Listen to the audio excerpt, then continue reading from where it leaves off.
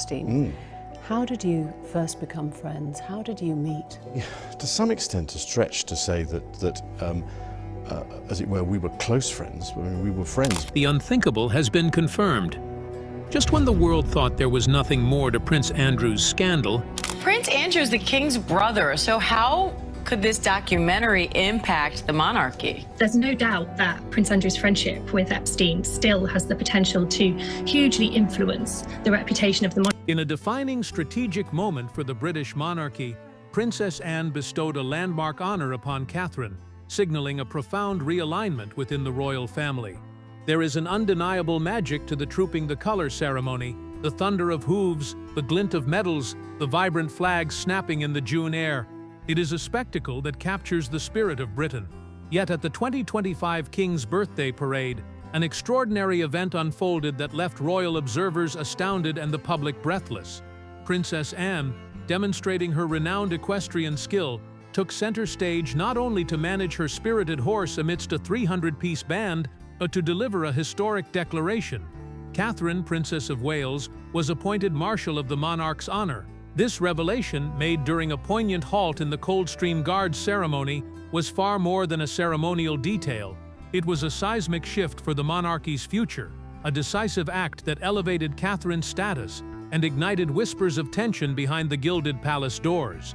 What truly occurred on that sun-drenched day in London, and why is it being hailed as the dawn of a new royal epoch? Let's delve into the story, and we assure you, you will want to stay until the very end for every stunning detail. Trooping the Colour is no ordinary occasion. For over 260 years, it has celebrated the British sovereign's official birthday with a stunning exhibition of military discipline and royal tradition. On June 14, 2025, London's Horse Guards Parade was a blaze of colour, alive with over 1,400 soldiers, 200 horses, and 400 musicians, their scarlet tunics and bearskin caps creating a vivid tableau against the summer sky. The Coldstream Guards, marking their 375th anniversary, paraded their King's Colour, a regimental flag presented to King Charles III in a moment of solemn pride. Crowds lining the mall cheered, their voices blending with the rhythmic beat of drums as the royal family journeyed from Buckingham Palace. But beneath the surface of this splendid pageantry, a significant change was taking shape, one that would redefine the monarchy's narrative. King Charles, aged 76 and managing his cancer treatment, chose to observe the procession from a carriage alongside Queen Camilla. This signaled a definitive departure from his earlier practice of riding on horseback, a tradition he last performed in 2023 atop Noble, a black mare gifted by the Royal Canadian Mounted Police. In contrast, Prince William, Princess Anne, and Prince Edward took their positions in the saddle, their military uniforms gleaming with gold-threaded embroidery and medals. William, serving as Colonel of the Welsh Guards, rode Derby, a horse once presented to Queen Elizabeth II, his bearskin cap distinguished by the regiment's white and green plume. Anne, the Princess Royal, was the very picture of authority in her blues and royals uniform, her medals catching the sun as she skillfully managed Noble's occasional spiritedness. Edward, the Duke of Edinburgh, completed the riding trio, his Scots Guards colonelcy evident in his perfectly poised salute. And then there was Catherine, radiant in a cream Amelia Wickstead coat dress, alighting from her carriage with Prince George, Princess Charlotte, and Prince Louis. The Irish Guards brooch she wore gleamed, a subtle acknowledgement of her role as their colonel, yet no one in the crowd could have anticipated the distinction she was about to receive. If there is one royal who personifies strength and skill, it is Princess Anne. At 74, she remains one of the monarchy's most proficient equestrians, a fact she demonstrated once more during the 2025 Trooping the Colour. As the parade reached its peak, Noble, the same mare that had challenged King Charles 2 years prior, grew restless amidst the din of 300 musicians and the roar of the spectators. Anne, however, was unshakable. With a subtle adjustment of the reins and a steadying hand, she calmed the horse, her focus never wavering. Royal commentators were left in awe. Here was a woman who didn't merely ride, she commanded. This display of mastery was the perfect prelude to the scene-stealing moment that followed. As the Coldstream Guards paused for the presentation of their colour, a respectful silence fell over Horse Guards Parade. King Charles, seated within his carriage, led a moment of solemn remembrance for the victims of the recent Air India plane crash, a tragedy that had claimed 241 lives, including 53 Britons. Black armbands adorned the royals' uniforms, a poignant tribute that anchored the day's splendor in a shared sense of grief. Yet it was within this solemn pause that Anne seized the initiative. Rising in her stirrups, her voice cutting through the silence with resolute clarity, she addressed the assembled regiments and the nation watching live. In the presence of His Majesty and the Household Division, she declared, "I am honored to appoint Catherine, Princess of Wales, as Marshal of the Monarch's Honor, to represent the Crown in ceremonial salutes to our regiments." The crowd erupted instantly, their cheers thundering down the mall. On the dais beside King Charles, Catherine, her cream outfit illuminated by the sun, seemed genuinely taken aback. Her children, observing from a nearby balcony, radiated pride, with Prince Louis flashing a gap-toothed grin. With the grace of a veteran rider, Anne dismounted and strode to Catherine's side to formally recognize her in this new role. The gesture, while simple, was profoundly significant, a powerful public affirmation of Catherine's strength and composure, coming just 5 months after her announcement of cancer remission in January 2025. It was not merely an appointment, it was a pivotal moment of institutional and personal validation. So what precisely does the role of Marshal of the Monarch's Honor entail? This newly created title for 2025 is a masterful piece of royal strategy, seamlessly merging tradition with a modernizing vision. As Marshal, Catherine is now entrusted with representing King Charles during ceremonial salutes to the regiments of the Household Division. This significantly amplifies her existing responsibilities as Colonel of the Irish Guards, placing her in a position of immense symbolic importance. The appointment is a powerful signal of the institution's trust in her capacity to embody its core values on the world stage. This new honor solidifies Catherine's connection to the regiment's rich histories, from the Coldstream Guards' 375 years of service to the unwavering loyalty of the Irish Guards. According to royal insiders, the title was the brainchild of Princess Anne herself, a strategic move to firmly establish Catherine as a foundational pillar of the slimmed-down monarchy championed by King Charles. Anne, renowned for her pragmatic approach, evidently identified in Catherine a leader uniquely capable of bridging the institution's storied past with its necessary future. Catherine's personal journey, navigating her cancer treatment with resilience, making a graceful return to public life, and demonstrating quiet strength as both a mother and a working royal, made her the ideal candidate for such a role.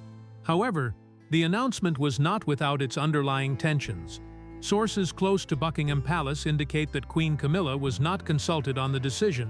This omission reportedly left her visibly sidelined during the parade. As Catherine stood at the center of the dais, Camilla's placement in a secondary carriage was perceived by many as a subtle demotion, sparking quiet yet unmistakable murmurs of discord within the royal circle. The defining test of Catherine's new authority arrived at the parade's climax. As the Coldstream Guards marched past with their color dipped in reverence, she stepped forward. Her salute was crisp, confident, and a masterclass in composure. Her cream Amelia Wickstead coat dress flowed elegantly with the motion, a visual representation of grace under pressure. The crowd's roar of approval was met with a nod of unmistakable endorsement from King Charles himself. From his position atop Derby, Prince William caught his wife's eye, a fleeting glance that conveyed immense pride and a sense of shared purpose. For observers, this was the moment Catherine's public transformation crystallized, from a princess who endured scrutiny to a leader who naturally commands respect. The day's emotional peak unfolded on the Buckingham Palace balcony during the traditional RAF flypast. Catherine, now officially the Marshal of the Monarch's Honor, stood at the center, flanked by her children George XI, Charlotte X, and Louis VII, all coordinated in nautical hues that complemented their mother's elegance. Charlotte, in particular, mirrored Catherine's aqua tones in her own Catherine Walker dress, a subtle sartorial bond. While the Red Arrow's vibrant display drew gasps, it was Catherine's poised presence that captivated the world, her amplified stature serving as a quiet testament to the historic recalibration of roles. However, not every aspect of the 2025 Trooping the Color was seamless. The decision to appoint Catherine without Camilla's knowledge was a strategically bold one, which experts interpret as a clear sign of Princess Anne's full confidence in the Princess of Wales. Camilla, who has meticulously navigated her position as Queen Consort, was reportedly caught off guard. Her secondary placement during the procession served as a visual confirmation of her waning influence in this specific power dynamic. Insiders suggest Anne's move was intentional, designed to signal that the monarchy's long-term future is vested in the younger generation, William, Catherine, and their children. This exclusion has inevitably fueled speculation about underlying fractures within the family, creating a narrative of tension that contrasts sharply with the united front presented on the balcony. Catherine's own profound personal journey, marked by resilience and a graceful return to duty, adds a deeper layer of meaning to this entire story, transforming a ceremonial appointment into a powerful symbol of transition. Arriving just 5 months after sharing the news of her cancer remission, Catherine's presence at Trooping the Colour stood as a powerful testament to her resilience. Her cream Amelia Wickstead outfit, accentuated by Queen Elizabeth II's pearl drop earrings, paid homage to tradition. But her new role as Marshal was a definitive stride into the future. Observers noted her subtle, confident gestures, a reassuring hand on Charlotte's shoulder, a knowing smile shared with William as signs of a woman who has fully embraced her position. Her children also embodied their roles perfectly. Their coordinated attire and confident waves captivated the public, with Louis' gap-toothed grin and Charlotte's mirroring of her mother's composure, serving as clear indicators that the monarchy's next generation is being groomed with assurance. At the core of this historic moment lies the profound, often unspoken alliance between Princess Anne and Catherine. Anne, the monarchy's most indefatigable worker, has served as a steadfast mentor to Catherine, guiding her through the institution's intricate nuances. Their shared passion for equestrianism, Catherine is a skilled rider in her own right, has forged a bond that goes beyond mere protocol. Anne's decision to name Catherine as Marshal was not merely a strategic calculation, it was deeply personal.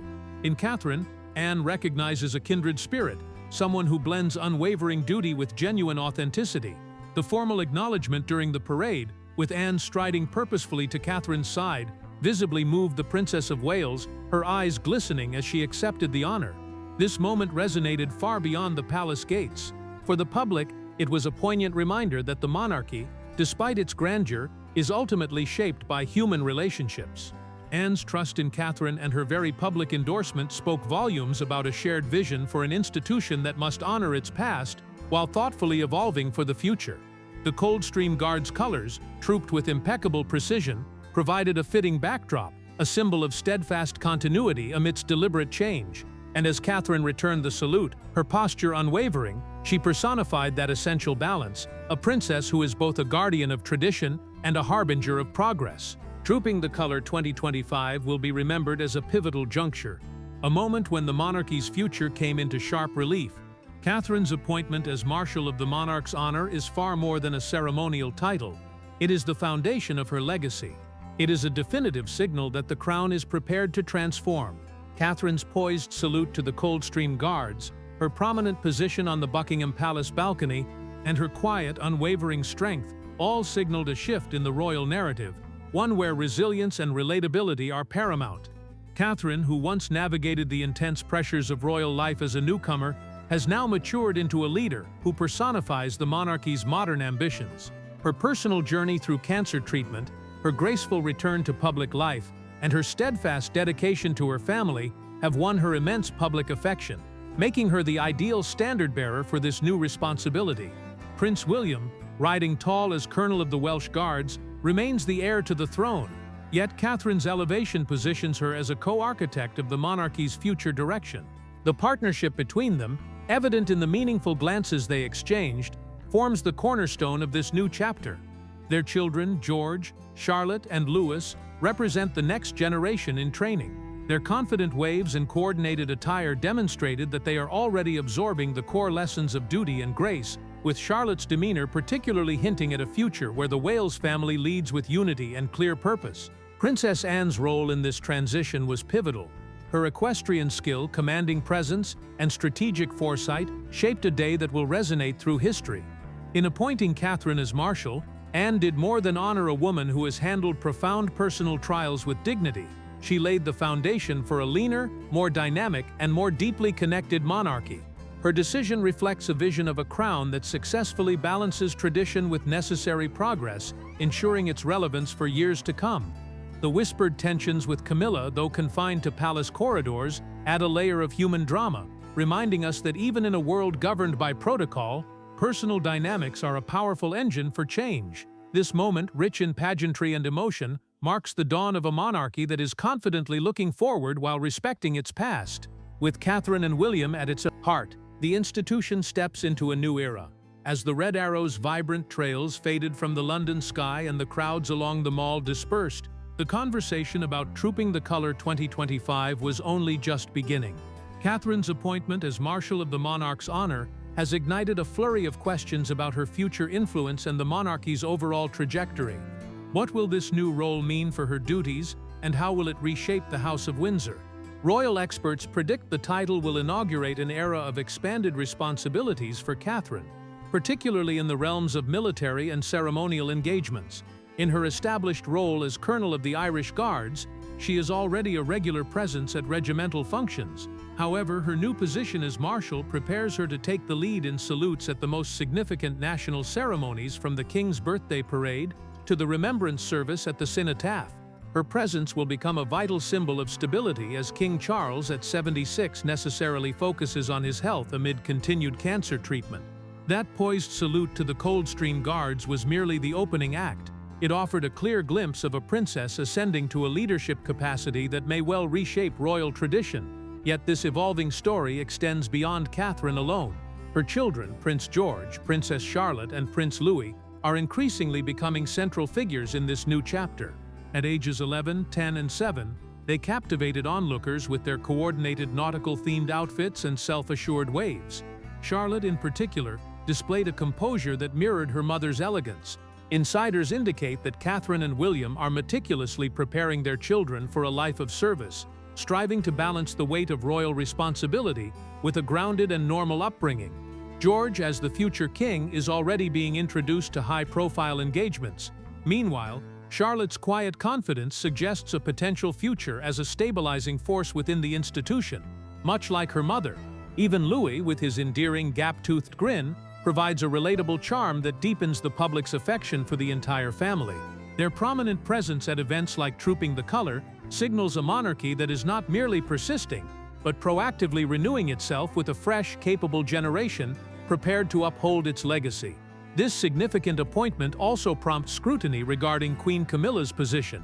Her noticeably secondary role during the parade, combined with her exclusion from the decision to bestow the Marshal title upon Catherine, has intensified speculation about her waning influence. Royal observers are questioning whether this signifies a deliberate and strategic pivot towards the Wales family, with Catherine and William being positioned as the new centerpiece. While Camilla has navigated her position with deft diplomacy, she may encounter challenges in maintaining her public prominence as the institution increasingly focuses on its younger members. Nonetheless, some commentators suggest she will adapt by concentrating on her charitable patronages and offering steadfast private support to King Charles. Even as the public spotlight shifts, looking beyond the internal palace dynamics, Catherine's new role as Marshal signifies a deeper, more profound evolution for the monarchy itself. Princess Anne's long-held vision for a streamlined modern institution is now taking tangible form, with Catherine as its leading public representative. Her personal resilience, magnified by her journey through cancer remission, strikes a chord with a global audience, casting her as a figure who is both relatable and inspirational. This development opens a realm of new possibilities. Will she now undertake international engagements, representing the crown at military ceremonies abroad? Could her leadership inspire fresh traditions that honor the monarchy's history, while embracing a contemporary ethos? The potential is vast, and the public is watching with keen interest. For now, the defining image of the day remains Catherine saluting the Coldstream Guards, her cream Emilia Wickstead outfit illuminated by the sun. This single moment perfectly captures her personal evolution, from a young woman learning the ropes of royal life to a confident leader actively shaping its future. The trust placed in her by Princess Anne, the resounding cheers of the crowd, and William's proud gaze collectively narrate a story of transformation. It is a change that extends beyond one individual, signaling a new chapter for the monarchy itself. What was your favorite moment from Trooping the Colour 2025? Let us know, and stay tuned for more royal stories that reveal the heart behind the crown.